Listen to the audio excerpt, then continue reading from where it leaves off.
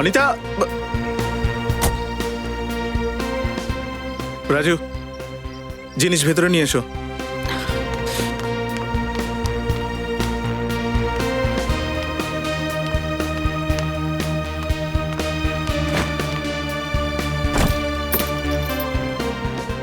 Sorry ভাই। আচ্ছা তুমি এক কাজ করো, তুমি আমার উপর চেঁচিয়ে নাও, কিন্তু প্লিজ এরকম চুপ করে বসে থেকো না। আচ্ছা ঠিক আছে, চলো আমি হোটেল থেকে খাবার অর্ডার করছি। তাওয়া পোলাও খাবে তো?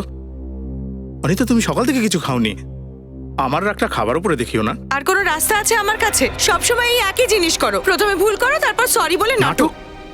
এক্সকিউজ মি, আমি একজন বিজনেসম্যান, আর টাকা রোজগার করার জন্য পরিশ্রম করতে হয়, আর সময়ও দিতে হয়। আচ্ছা, তো পুরো সময়টা বিজনেসকেই দিতে হয়, আর আমাকে দেওয়ার জন্য একটুও সময় নেই তোমার কাছে। যদি এরকমই করার ছিল তাহলে কি দরকার ছিল আমায় দুবাই নিয়ে যাওয়ার? আমি তো বাড়িতেই ঠিক ছিলাম। আরে অদ্ভুত ব্যাপার, তুমি তো জেদ করেছিলে যে তুমি দুবাই যেতে চাও। নিয়ে গেলেও সমস্যা, না নিয়ে গেলেও সমস্যা। সাথে নিয়ে যাওয়ার কথা বলেছিলাম সুভাষ। তুমি আমাকে বলো, এই পুরো ট্রিপটায় কতক্ষণ সময় একসঙ্গে ছিলাম? ব্রেকফাস্ট টেবিলে আমরা একসঙ্গে ব্রেকফাস্ট করি, আর তুমি ফোনে তোমার সেক্রেটারির সাথে কথা বলো। তুমিও তো শপিং করার জন্য ব্যস্ত থাকতে। কত সোনা কিনেছো তুমি? আচ্ছা, তো বলো আমাকে কতটা সোনা কিনেছি আমি? আমি আমি কোথায় যাই, কতটা শপিং করি, তোমার কোনো দরকার আছে তা দিয়ে? পুরো 11 লাখ টাকার সোনা কিনেছো তুমি, সব জানি আমি। আমি সোনার খাঁচায় থাকতে চাই না সুভাষ। একজন স্ত্রী তার স্বামীর সঙ্গ আর সময়ও চায়, আর এরকমটাই যদি চলতে থাকে তাহলে আমি বলে দিলাম আমাদের বিয়ে মোটেই টিকবে না। এর তো প্রত্যেক দিনের এই একই ব্যাপার। সব সময় এই একই নাটক করে সুভাষ। প্রথমে ভুল করে আর তারপরে সরি বলে। আমি এই রোজকার ঝগড়ায় পুরো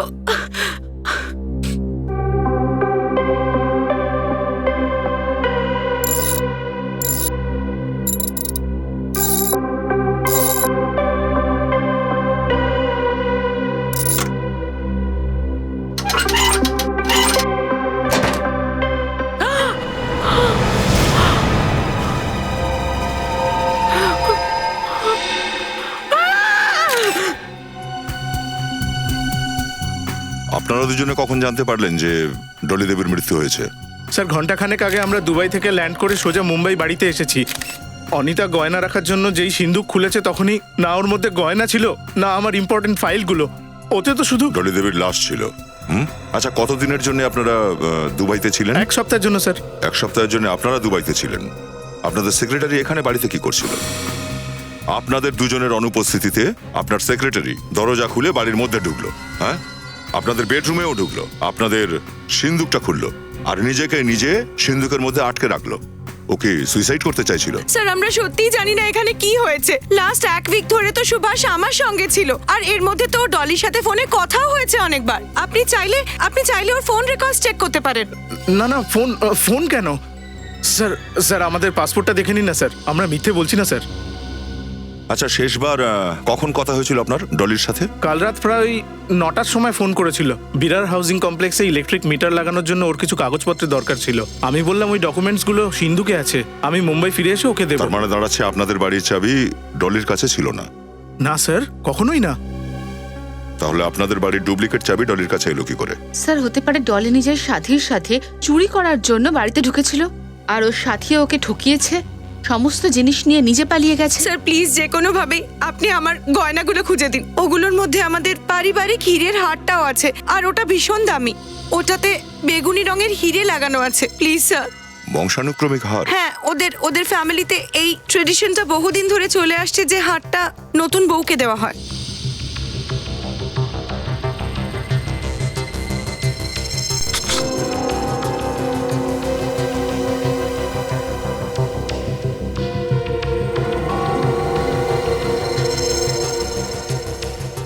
স্মাইলি বল।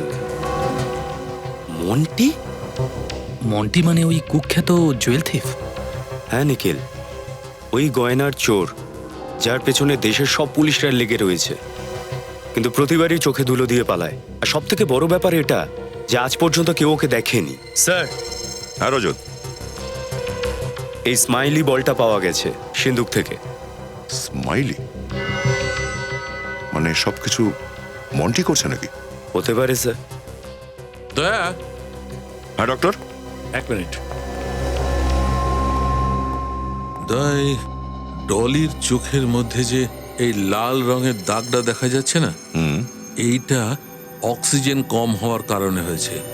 শ্বাস বন্ধ হয়ে গেছিল এর, সেই কারণে মৃত্যু হয়েছে। তার মানে কেউ ওকে গলা টিপে মেরে দিয়েছিল আর তারপরে সিন্ধুকে ঢুকিয়ে দেয়।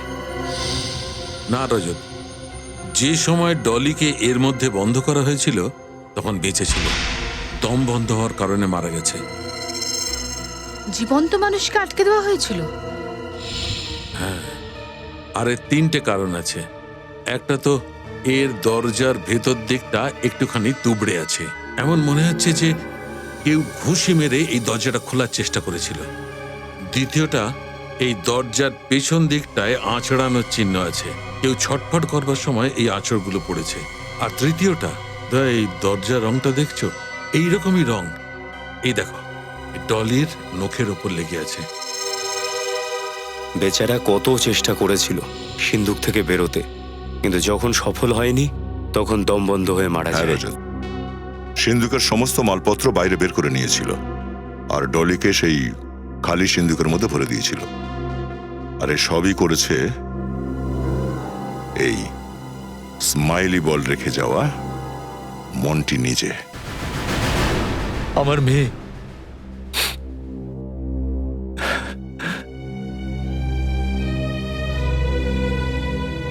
কে মেরেছে আমার মেয়েকে স্যার? আমার বার্ধক্যের অবলম্বনকে কে কেড়ে নিল? আপনি শান্ত হয়ে যান প্লিজ। আমরা আপনার দুঃখ বুঝতে পারছি, আমরা অনুসন্ধান চালাচ্ছি। ডলির অপরাধীদের আমরা কিছুতেই ছাড়ব না।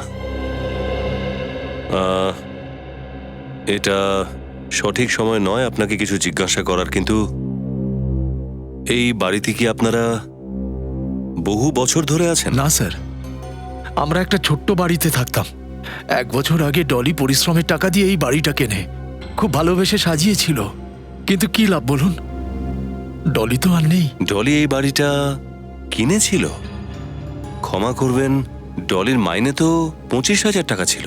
এই অল্প বেতনে এই বাড়ি কেনা, এত জিনিস। ও তো প্রতি মাসে বোনাস পেত স্যার। প্রতি মাসে বোনাস? ওর কাজকর্ম দেখে ওর বস ভীষণ খুশি ছিলেন। ও প্রতি মাসে ক্যাশ বোনাস পেত 5 লাখ টাকা। 5 লাখ টাকা মাসে? হ্যাঁ স্যার, ও 2 দিন আগেই এই মাসের বোনাসটা পেয়েছিল, 5 লাখ টাকা। ওই টাকা কোথায়? ডলির ঘরে রাখা আছে স্যার। আমরা দেখতে পারি? আগে হ্যাঁ, আমি নিয়ে আসছি।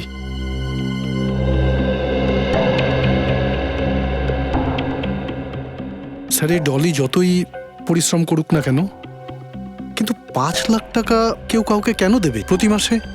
সেটাই তো বুঝতে পারছি না। আমিও তো অবাক হচ্ছি। মাইনে 25,000 আর বোনাস 5 লাখ টাকা। ডলির বস সুভাষবাবুর সাথে দেখা করতেই হবে।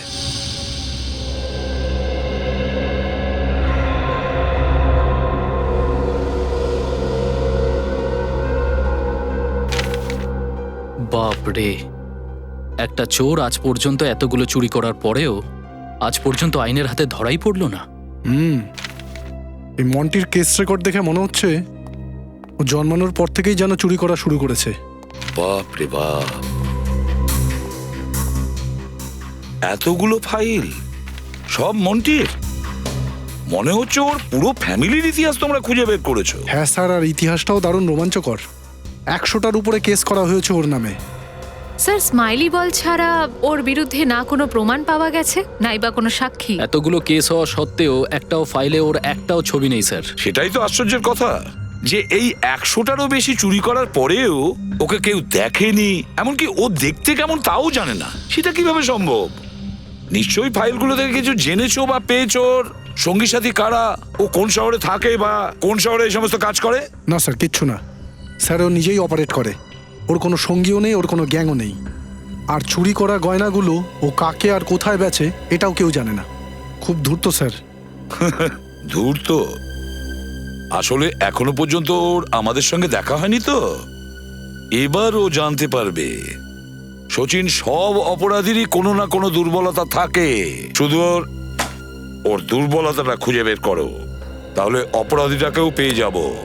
স্যার, একজন ইন্সপেক্টর বর্ধন আছে যে 2 বছর ধরে মন্টিকে ধরার জন্য পড়ে আছে। আর মন্টির বেশিরভাগ কেসেরই তদন্ত উনিই করেছেন। ইন্সপেক্টর বর্ধন?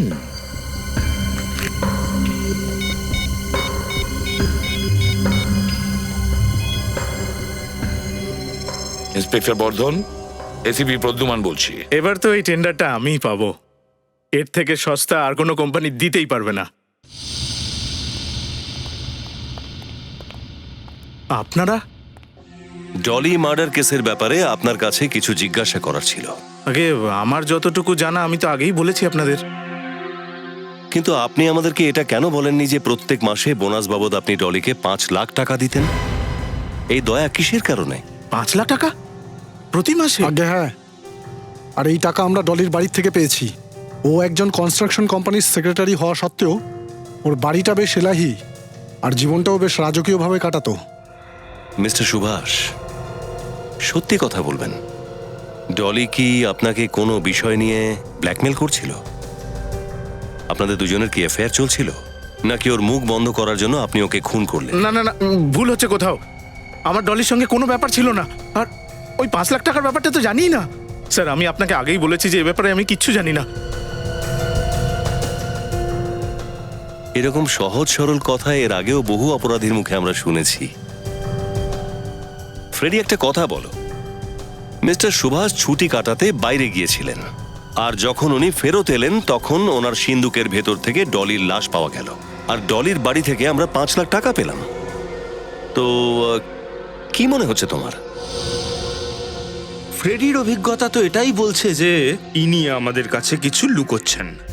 যেটা আসল সেটা দেখা যাচ্ছে না, আর যেটা দেখা যাচ্ছে সেটা আসল না না, আমি কিছু লুকাচ্ছি না।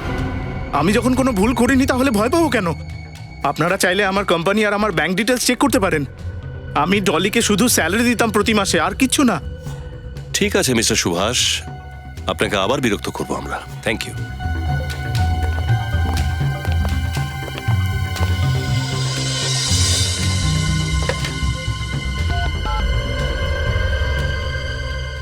হ্যাঁ, আজকে আমার সমস্ত অ্যাপয়েন্টমেন্ট ক্যান্সেল করো।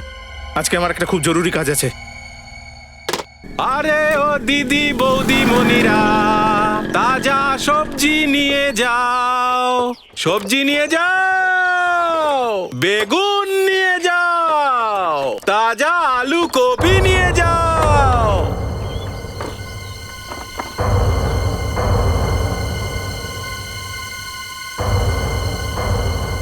স্যার, সবজি লাগবে নাকি? গাজর লাগবে স্যার? না। মূলো মূলো? আরে বললাম না চাই না, যাও। মন্টিকেও লাগবে না?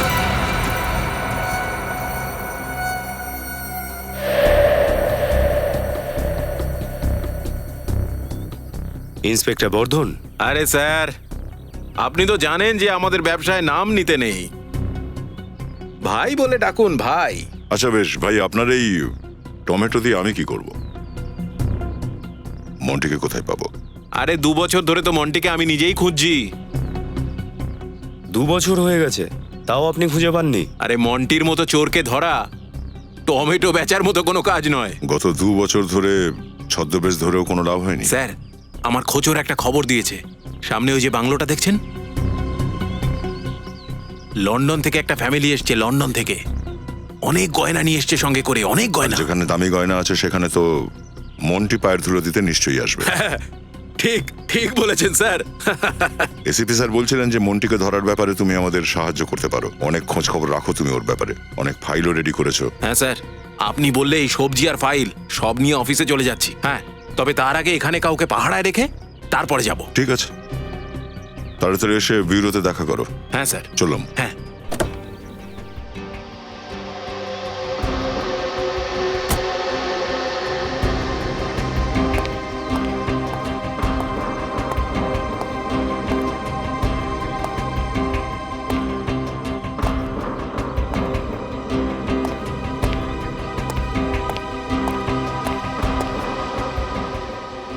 আমাকে এখানে কেন ডেকেছেন? কোনো জরুরি কথা? খুব জরুরি কথা। সিআইডি আমার অফিস পর্যন্ত পৌঁছে গেছে। সিআইডি? কিন্তু কেন? ওই বিশ্বাসঘাতক ডলির জন্য। আমি তো আগেই সন্দেহ করেছিলাম ওকে। অপয়া ছিল, অপয়া। যখন বেঁচে ছিল তখন ওর জন্য আমার বিজনেসে লোকসান হয়েছিল, আর মরার পরেও আমার এত বড় ক্ষতি করে দিয়ে গেল। আপনি শান্ত হয়ে যান আরে কি সুভাষবাবু। করে শান্ত হয়ে যাব? ওর গলাটা নিজের হাতে যদি আমি টিপে দিতাম না, তাহলেই সবচেয়ে ভালো হতো। সিআইডি আমাকেই সন্দেহ করছে। কিন্তু এখন আপনি কি চাইছেন? এবার গল্পটা শেষ করো। এই নাও টাকা, আর ভুলে যাও যে আমাদের কখনো দেখা হয়েছিল। আজকের পর থেকে আমার সাথে যোগাযোগ করার কোনো চেষ্টা করবে না। যদি কেউ জানতে পারে যে এই কাজটা আমি তোমাকে দিয়ে করিয়েছি, তাহলে নিজের মুখ খোলার জন্য বেঁচে থাকবে না তুমি, বুঝেছো? আমার শুধু টাকার দরকার ছিল, যেটা আমি পেয়ে গেছি। এবার আপনি ধরে নিন যে আমার মুখে তালা পড়ে গেল। তালা তো জেলের গলাতেও লাগাতে হবে, কিন্তু সেটা তোমাদের দুজনকে জেলে ঢোকানোর পরে। সিআইডি? হ্যাঁ, সিআইডি।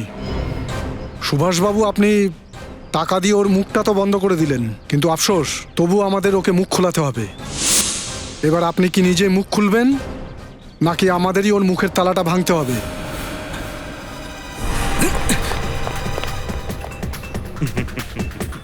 পালিয়েছে।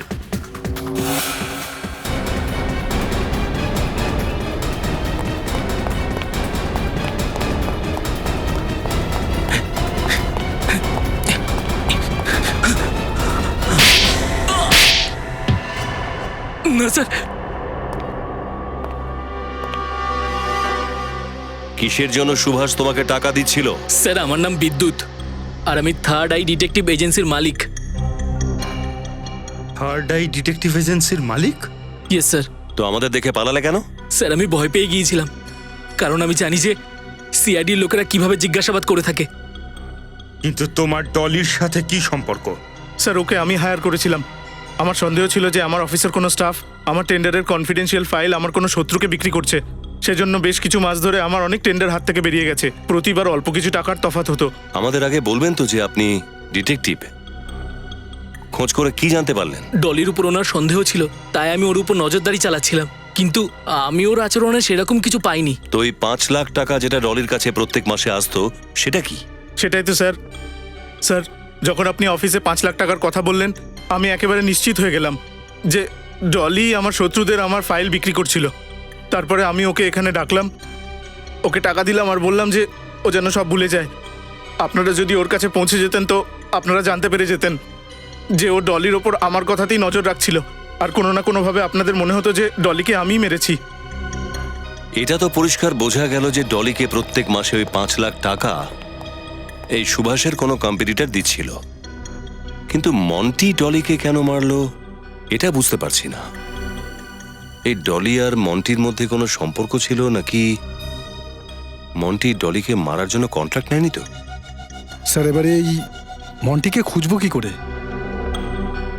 সিনিয়র ইন্সপেক্টর বর্ধন, এখন শুধুমাত্র উনিই মন্টির ব্যাপারে কিছু বলতে পারবেন।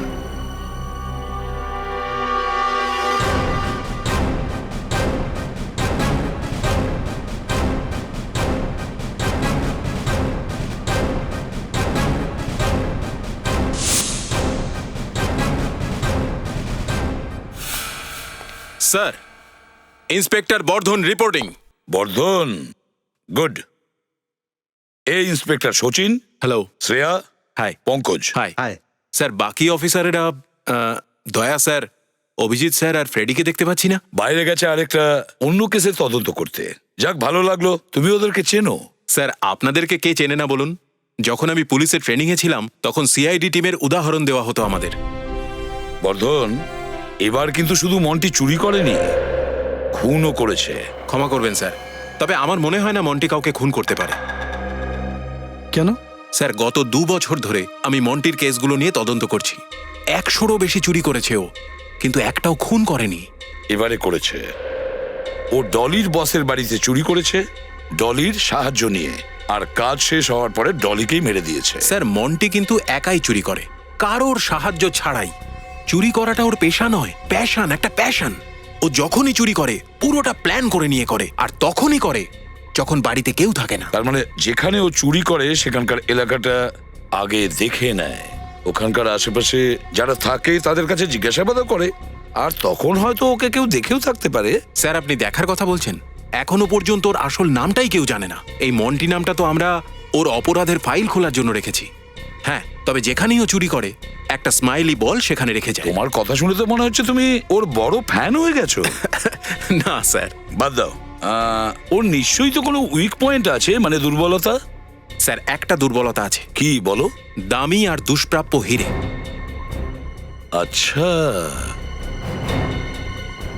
দুষ্প্রাপ্য আর দামি হিরে। হুম,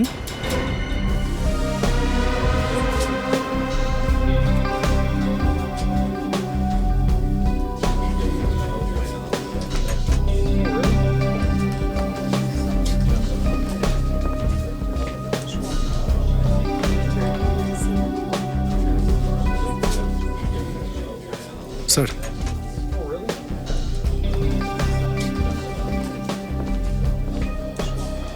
হ্যাঁ সচিন, স্যার মেন এন্ট্রান্স ছাড়া আরও 3টে এন্ট্রান্স ছিল, যেগুলো সিল করিয়ে দিয়েছি। এখন এক্সিবিশনে আসার জন্য একটাই রাস্তা আছে, আর সেখানেও কড়া পাহারা আছে। অ্যারেঞ্জমেন্ট তো ঠিকই আছে সচিন, কিন্তু এই মন্টিকে আন্ডার এস্টিমেট করার মতো ভুল আমরা করতে পারি না।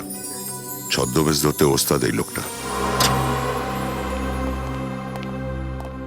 স্যার বসো। সবকিছু ঠিক আছে? হ্যাঁ স্যার।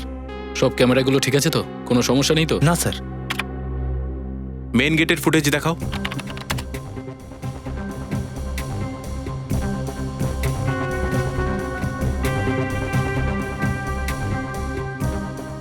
এক এক করে সব কটা ক্যামেরার ফুটেজ চেক করতে থাকবে। মন্টি কিন্তু খুবই চালাক, ক্যামেরাগুলোতে গন্ডগোল করে দিতে পারে, বুঝেছো? হ্যাঁ স্যার।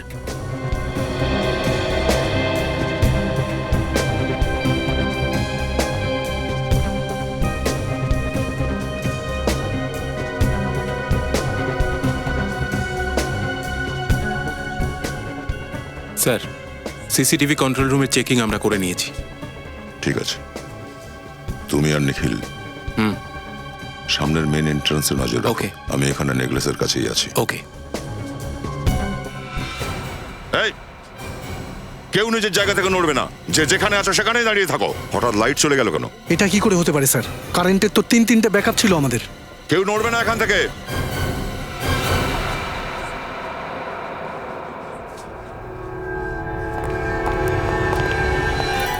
এ হার কোথায় গেল?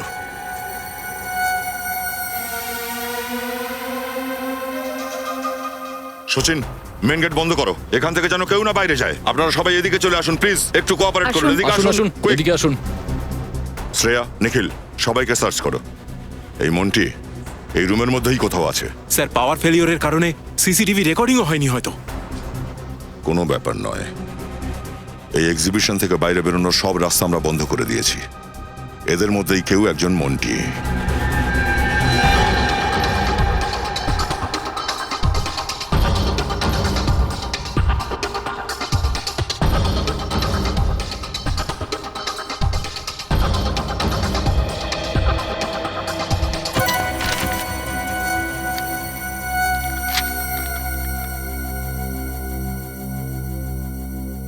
আমি হাওয়ার মতো আপনার পাশে পাশেই আছি। আপনি অনুভব করতে পারবেন না আমায়, কিন্তু স্পর্শ করতে পারবেন না, ধরতেও পারবেন না আমায়। আমি বুদ্ধিমান এবং ধূর্ত, চোর আমি, কিন্তু খুনি নই। সুভাষের সিন্দুক আমিই খালি করেছি, কিন্তু ওই মেয়েটাকে কোনোভাবেই আমি খুন করিনি।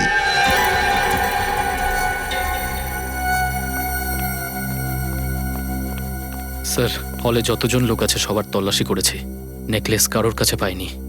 স্যার, আমিও হারটা পেলাম না। এই মন্টি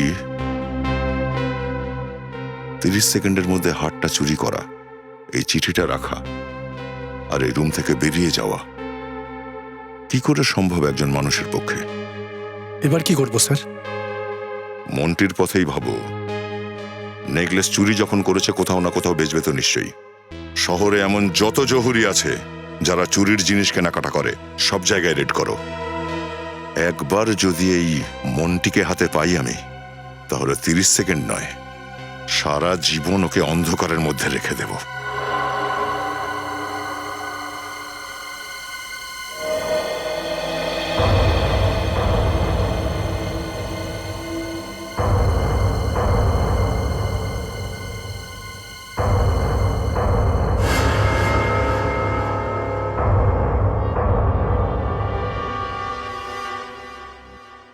আসুন সাহেব আসুন, কি দেখাবো? আরে ভাই, আমার একদম আসল হিরে চাই। হ্যাঁ, ইনি হলেন আমার বর্দা। বর্দা আর বৌদির আজ বিবাহ বার্ষিকী, তাই বর্দা বৌদিকে খুব ভালো একটা উপহার দিতে চান। কি বললাম, মাথায় ঢুকলো তো? আমি সব কিছু বুঝে গেছি। আসুন, আপনারা দাঁড়ান, আমি নিয়ে আসছি।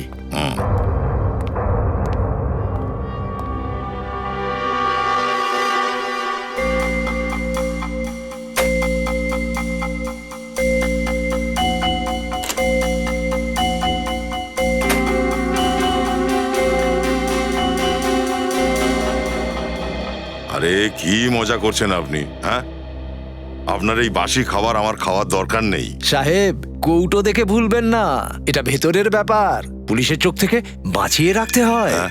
পুলিশের চোখ থেকে বাঁচিয়ে? আরে ওসব কথা ছাড়ুন, এই যে দেখুন, এই যে দেখুন, 200 বছরের পুরনো মারবারের রাজপরিবারের। আবার এটা জিজ্ঞেস করবেন না যেন কোথায় পেলাম।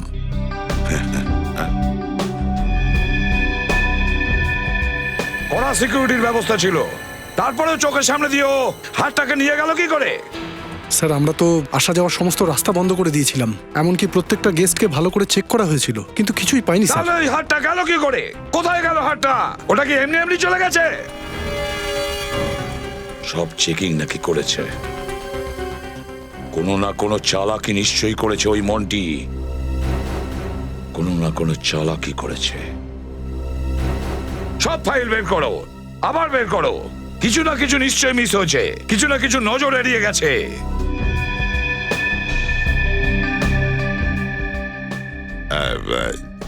এর থেকে একটু ভালো জিনিস নেই, আর একটু দামি? এটা তো এক্ষুনি তো আমার কাছে নেই, কিন্তু নতুন মাল এলে আপনাকে নিশ্চয়ই জানাবো। আপনি আপনার ফোন নাম্বারটা দিয়ে যান। পরের কথা পরে হবে। চলো, ঠিক আছে।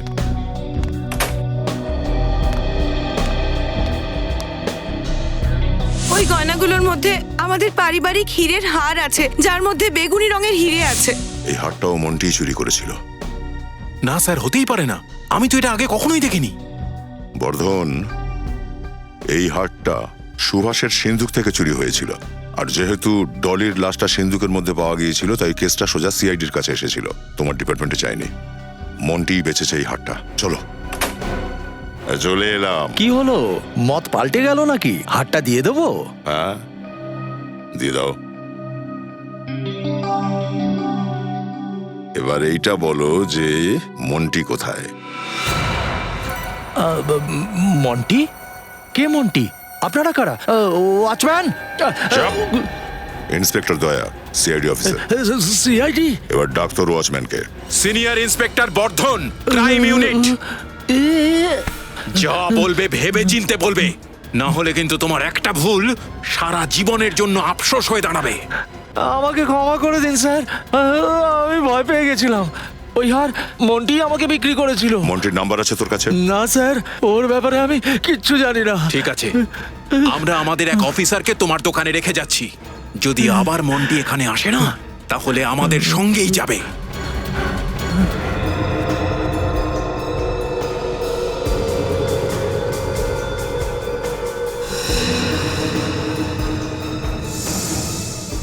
ক্রাইম রিপোর্টের ওপরে বর্ধনের টিপসই, এখানে তো সিগনেচার দেখছি, তাহলে টিপসই কেন? এই ফাইলগুলোতে তো ওনার টিপসই আছে। স্যার, এই ফাইলে সিগনেচার আছে। কোনো ফাইলে টিপসই, কোনো ফাইলে সিগনেচার, রহস্যটা কি? এই হিসেবটা কিছুতেই মেলাতে পারছি না। শ্রেয়া, বর্ধনকে ফোন করো তো।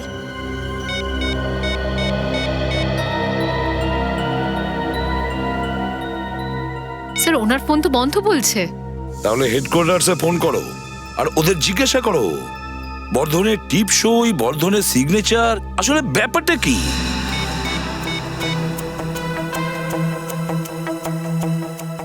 হ্যালো, হ্যাঁ, আমি ইন্সপেক্টর শ্রেয়া বলছি সিআইডি থেকে। আমি ইন্সপেক্টর বর্ধনের সঙ্গে কথা বলতে চাইছি। উনি আছেন এখন অফিসে? আচ্ছা, একটা কথা বলুন, উনি ওনার কেস ফাইলগুলোতে সিগনেচার করেন নাকি টিপসই দেন? ওকে, থ্যাংক ইউ। কি বললো? স্যার, হেডকোয়ার্টার্সের অফিসার বললেন যে ইন্সপেক্টর বর্ধন 3 দিন থেকে ডিউটিতেই আসেননি। 3 দিন ধরে ডিউটিতেই আসেনি? স্যার, এটাও বললেন যে ওনার ফোনটা বন্ধ পাচ্ছেন। আরে স্যার, গত 2 দিন ধরে তো উনি আমাদের সাথে কাজ করছেন, তাই কি উনি হেডকোয়ার্টারে রিপোর্ট করেননি? এমনটা হয় না, যে কোনো অবস্থাতে আমাদের হেডকোয়ার্টারে রিপোর্ট করতেই হয়। আচ্ছা, সিগনেচারের ব্যাপারে যে বললে ওরা কি বললো? অফিসার বললেন যে ওনার নাকি 6 মাস আগে একটা অ্যাক্সিডেন্ট হয়েছিল আর ওনার ডান হাতটায় ফ্র্যাকচার হয়ে গেছিল। তারপর থেকে উনি কেস ফাইলগুলোতে টিপসই দেন। কিন্তু স্যার, আমরা সবাই তো ইন্সপেক্টর বর্ধনকে সব জায়গায় ওনার ডান হাত ব্যবহার করতেই দেখেছি।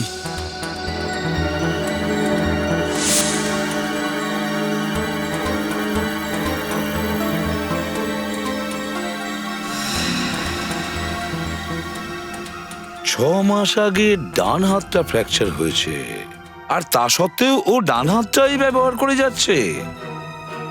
তাহলে কে এই বর্ধন? ও কি আমাদেরই বর্ধন, নাকি ছদ্মবেশী বর্ধন?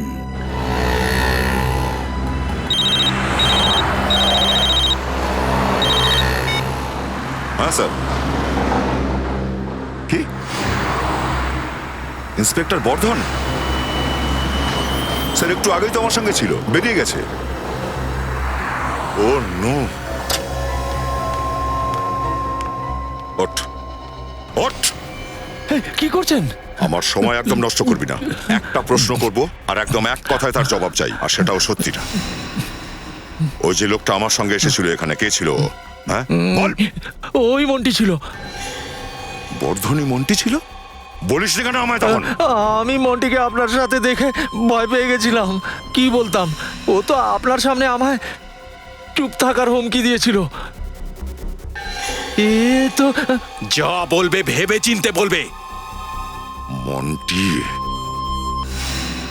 মন্টি মন্টি গত 2 দিন ধরে ও আমাদের ঠকাচ্ছিল। ও আমাদের সঙ্গে বসে খাবার খেয়েছিল আর আমাদের সাথে কথা বলেছিল, আর এমনকি ও আমাদের সাথে তদন্ত করতে ও এখানে এসেছিল। আর তারপরেও আমরা জানতে পারিনি যে ও ইন্সপেক্টর বর্ধন নয়, ও মন্টি। হ্যাঁ স্যার, ওকে চিনতে গিয়ে আমাদের খুব বড় ভুল হয়ে কেন গেছে। সচিন, কেন কেন এই ভুলটা আমাদের হবে? কিভাবে এই ভুলটা হলো? কিভাবে ওকে আমরা আমাদের সবাইকে বোকা বানাতে দিলাম? কিভাবে কারো কোনো ওর প্রতি সন্দেহ হলো না? স্যার, ও কখনো ওকে সন্দেহ করার সুযোগই দেয়নি। ইন্সপেক্টর বর্ধন আমাদের বাংলো রোডে ডেকেছিল স্যার দেখা করতে, আর ওখানে পৌঁছে এই মন্টিকে পাই। ও তখন সবজিওয়ালার ছদ্মবেশে ছিল। সরি স্যার, আমি ওকে তখন চিনতে পারিনি। না দয়া, ভুলটা তোমার একার নয়, ভুলটা আমাদের সকলের ভুল। কিছুতেই বুঝতে পারছি না, বুঝে উঠতে পারছি না এই মন্টি জানতে পারলো কি করে যে আমি ইন্সপেক্টর বর্ধনকে বলেছি যে তুমি আমাদের সাথে এই কেসটার তদন্ত করতে সাহায্য করো। কিভাবে জানতে পারলো? কিভাবে? ওই সময় তো আমরা ছাড়া আর কেউই ছিল না এই বিউরোতে। কিভাবে? My god! Welcome to beaten world. How may I assist you? নতুন ফ্ল্যাটের জন্য একটা স্ট্যান্ড ফ্যান আর কুলার নেব। এই পচা গরম থেকে একটু স্বস্তি চাই। বাজার চলতে সব ব্র্যান্ড আর ভরসাযোগ্য নয়। তার জন্য তো আমাদের ফ্যান আছে, all purpose bullet table fan, ceiling fan. আমাদের সিলিং ফ্যান কিন্তু 30 মাসের ওয়ারেন্টি সহ পাওয়া যায়। আছে ফারাটা 2 বছরের ওয়ারেন্টি, 17 থেকে 20 মিটার এয়ার ফ্লো, মধ্যবিত্তের সাধ্যের মধ্যে একমাত্র ভরসাযোগ্য ব্র্যান্ড বিটেন। আমাদের কুলারের কিন্তু অনেক range, 45 litres, 50 litres, 70 litres, 90 litres, 110 litres. Honeycomb সহযোগে বিটেনের সব কুলারের ওয়ারেন্টি 1 বছর। চেনা হাওয়ায় অচেনা অনুভূতির জন্য একমাত্র আদর্শ বিটেন। গরমে স্বস্তি পেতে বিটেনের ফ্যান হোক বা কুলার আজই আনুন বাড়িতে। Biten, digitally yours.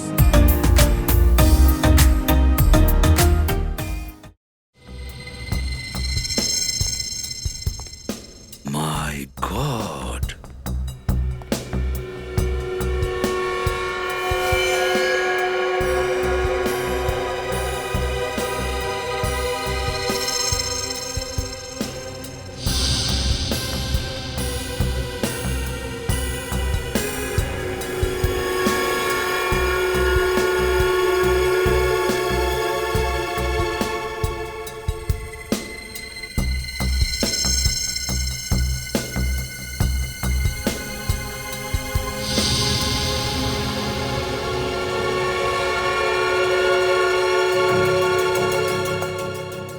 এবার ধরবোটা কি করে একে? হ্যাঁ স্যার, চোরেদের রাজা মনে হচ্ছে এই মন্টিকে। প্রত্যেক পদক্ষেপেই এর বড়সড় প্ল্যান থাকে। স্যার খুব বুদ্ধি আর খুব চালাকির সাথে কাজ করে এই মন্টি। হতে পারে স্যার এখন ও কোথাও বসে আমাদের উপরে হাসছে। হ্যাঁ, আমাদের তো জলে ডুবে মরা উচিত এই লজ্জার জন্য। লজ্জার ব্যাপার তো বটেই। যদি এই খবরটা খবরের কাগজে বেরোয়, সিআইডির তো নাক কাটা যাবে। আমি তো ওদের সামনেই দাঁড়িয়েছিলাম, তারপরেও সিআইডি আমায় চিনতেই পারেনি। স্যার, পরের বার যখন একে আমরা সামনে পাবো তখন তো আমরা একে ধরতেই পারবো না। কেন ধরতে পারবো না? স্যার ও তো রূপ বদলাতে একদম এক্সপার্ট। খুব চালাক ও। স্যার সারা দেশের পুলিশ একে এখনো ধরতে পারেনি স্যার। কিন্তু কিছু তো করতেই হবে, ধরতে তো হবেই।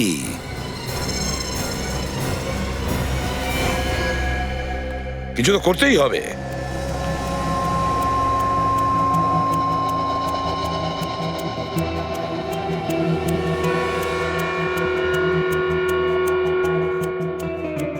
এটা রেঞ্জ। যাও। স্যার এই লোকটা এত চালাক, ধরবো কি করে একে? সেটাই তো, কোনো সূত্র তো নেই আমাদের কাছে। কি করব, কিভাবে ধরবো ওকে? স্যার এই ট্র্যাকার অনুযায়ী মন্ত্রী খুব কাছেই আছে আমাদের। হ্যাঁ, এক মিনিট। এই মন্টি 500 মিটার রেডিয়াসের মধ্যে আছে।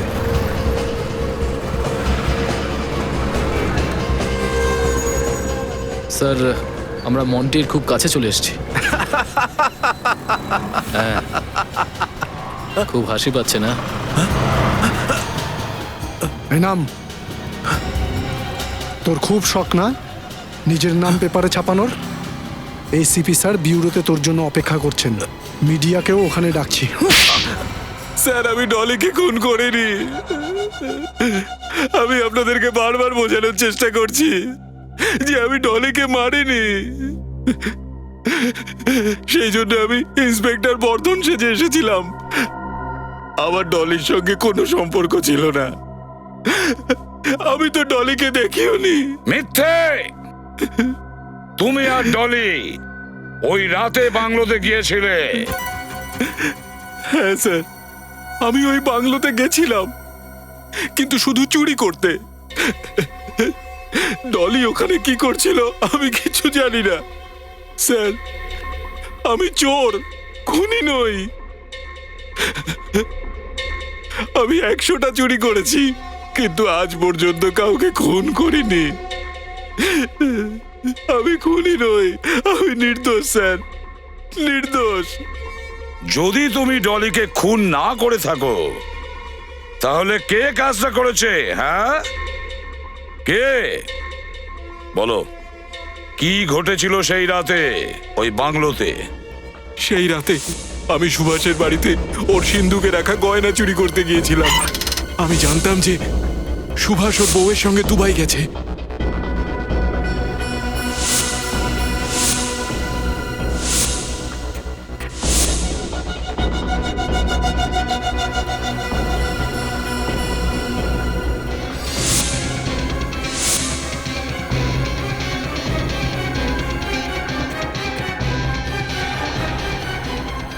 স্যার যেই আমি কারোর আসার শব্দ পাই আমি জানলা দিয়ে পালিয়ে গেছিলাম। কিন্তু পালানোর আগে তোর হাতে এতটাই সময় ছিল যে তুই মাইক্রোফোনওয়ালা বলটা সিন্ধুকে রেখে পালাতে পারিস। স্যার স্মাইলি বলের ভিতরে আমি আগে থেকেই মাইক্রোফোন ফিট করে রাখতাম, আর যেখানে যেখানে আমি চুরি করতাম সেখানেই বল রেখে আসতাম। কিন্তু কেন? যখন সেই সব লোকেরা জানতে পারতো যে ওদের মূল্যবান গয়না আর হিরে চুরি হয়ে গেছে, তখন ওদের কান্নার আওয়াজ, ওদের দুঃখে হাহুতাশ করার আওয়াজ আমার শুনতে খুব ভালো লাগতো। বেশ অদ্ভুত শখ তো এর। মানে চুরি করার পরে তুমি এসে রিসিভারের সামনে বসে পড়তে লোকেদের কান্না শোনার জন্য? হ্যাঁ না স্যার, আমার রিসিভারের কাছে একটা রেকর্ডিং মেশিন রাখা আছে। যখনই আমি সুযোগ পাই আমি সেই রেকর্ডিংগুলো শুনি। কিন্তু এবারে যখন আমি রেকর্ডিং শুনলাম আমি জানতে পারলাম যে একটা মেয়ে খুন হয়ে গেছে। আর সিআইডি অফিসারেরা আমাকে সন্দেহ করছে যে আমি ওই মেয়েটাকে খুন করেছি। তখন আমি ভয় পেয়ে গেলাম। তাই আমি ভাবলাম ইন্সপেক্টর বর্ধন সেজে আপনাদের টিমে ঢুকে যাব আর আপনাদেরকে এটা বিশ্বাস করাবো যে ডলির খুন মন্টি করতেই পারে না। সেটা তো আমরা জেনেই নেব মন্টি বাবু, যে ডলিকে কে খুন করেছে, বুঝেছো? এবার এটা বলো, ওই এক্সিবিশনে এত কড়া পাহারা থাকা সত্ত্বেও তুমি ওই গয়না কিভাবে চুরি করলে? যখন আমি ওই এক্সিবিশনের কন্ট্রোল রুমে গিয়েছিলাম সবকিছু চেকিং করতে, স্যার বসো। তখন আমি ওখানে একটা ছোট সবকিছু ঠিক আছে? ছিলাম। এক এক করে সব কটা ক্যামেরার ফুটেজ চেক করতে থাকবে। Yes sir. মন্টি কিন্তু খুবই চালাক, ক্যামেরাগুলোতে গন্ডগোল করে দিতে পারে, বুঝেছো? ওই ডিভাইসের কারণেই 30 সেকেন্ডের জন্য পাওয়ার চলে গিয়েছিল। আপনারা সবার তল্লাশি নিয়েছিলেন, কিন্তু আমাকে ইন্সপেক্টর বর্ধন ভেবে আমার তল্লাশি নেননি। ইন্সপেক্টর বর্ধন কোথায়? আমার বাড়িতে আছে স্যার, ভালো আছে। আমি কখনোই কাউকে আঘাত দিতে চাইনি, শুধু আপনাদেরকে এটা বিশ্বাস করাতে চেয়েছিলাম যে আমি ডলিকে খুন করিনি। আচ্ছা, তোমার ওই সিন্ধুকে মাইক্রোফোন রেখে যাওয়া পর্যন্ত ডলি ওই ঘরে আসেনি, রাইট? না। তাহলে তো স্যার রেকর্ডিং মেশিনটাতে ডলি আর খুনির আওয়াজ নিশ্চয়ই রেকর্ডিং হয়েছে। ওই record. Welcome to beaten world. How may assist you? নতুন ফ্ল্যাটের জন্য একটা স্ট্যান্ড ফ্যান আর কুলার নেব। এই পচা গরম থেকে একটু স্বস্তি চাই। বাজার চলতে সব ব্র্যান্ড আর ভরসাযোগ্য নয়। তার জন্য তো আমাদের ফ্যান আছে, all purpose bullet table fan, ceiling fan. আমাদের সিলিং ফ্যান কিন্তু 30 মাসের ওয়ারেন্টি সহ পাওয়া যায়। আছে ফারাটা 2 বছরের ওয়ারেন্টি, 17 থেকে 20 মিটার এয়ার ফ্লো। মধ্যবিত্তের সাধ্যের মধ্যে একমাত্র ভরসাযোগ্য ব্র্যান্ড বিটেন। আমাদের কুলারের কিন্তু অনেক range, 45 litres, 50 litres, 70 litres, 90 litres, 110 litres. Honeycomb সহযোগে বিটেনের সব কুলারের ওয়ারেন্টি 1 বছর। চেনা হাওয়ায় অচেনা অনুভূতির জন্য একমাত্র আদর্শ বিটেন। গরমে স্বস্তি পেতে বিটেনের ফ্যান হোক বা কুলার, আজই আনুন বাড়িতে। Biten, digitally yours.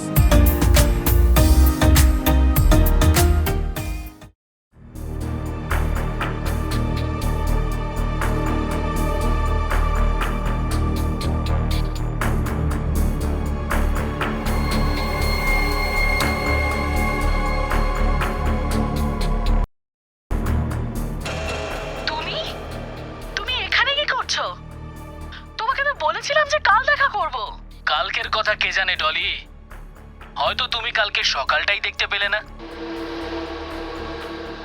দেখো দেখো আমার কাছে আসবে না, নয়তো না হলে কি হবে? আজ তুমি যা হয়েছো আমার কারণে হয়েছো। আমার খেয়ে আমার পড়ে তুমি আমাকেই ব্ল্যাকমেল করছো। প্লিজ ক্ষমা করে দাও আমাকে। না সে 1 মিনিট একটু রিমাইন্ড করো, তারপরে আবার চালাও। আজ তুমি যা হয়েছো আমার কারণে হয়েছো। আমার খেয়ে আমার পড়ে তুমি আমাকেই ব্ল্যাকমেল করছো। প্লিজ ক্ষমা করে দাও আমাকে। না শুনেছো? হ্যাঁ স্যার, যখন আশেপাশে মাইক্রোফোন অথবা স্পিকার থাকে তখন ফোন আসার সময় ঠিক এরকমই আওয়াজ হয়। এক্স্যাক্টলি, তাই না? হ্যাঁ স্যার। স্যার হতে পারে সুভাষ ওই সময় ডলিকে ফোন করেছিল। কিন্তু স্যার ডলি তো নিজের মোবাইল বাড়িতে ফেলে গেছিল। যদি ডলি তার বাড়িতে মোবাইলটা ফেলে এসেছিল, তাহলে ওখানে যে ফোনটা বেজেছিল সেটা ওই অপরিচিত ব্যক্তির ফোন হতে পারে, মানে খুনির ফোন। সে একটা কাজ করো, সমস্ত মোবাইল কোম্পানিতে ফোন করে দেখো আর খোঁজ নাও ওই রাতে 1:30 থেকে 2টোর মধ্যে সুভাষের বাড়িতে কোন নাম্বার থেকে ফোন এসেছিল।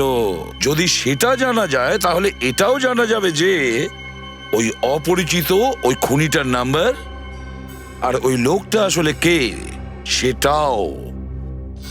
হ্যাঁ হ্যাঁ, আপনার বিজনেসকে সফল করার জন্য আপনি যা ডিসিশন নিয়েছেন একদম ঠিক নিয়েছেন। এখন আপনার যা কন্ট্যাক্ট চাই সেগুলো পেতে আমি আপনাকে সাহায্য করব।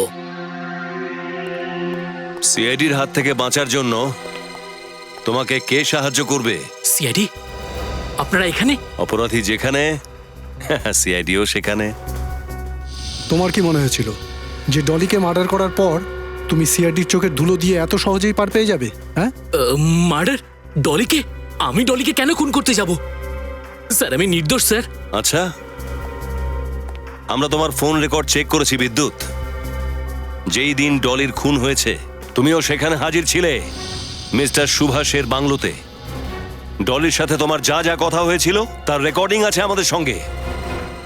চাইলে ফরেনসিক টেস্টও করাতে পারো। ব্যুরোতে যাওয়া যাক। ডলিকে তুমি কেন মেরেছো?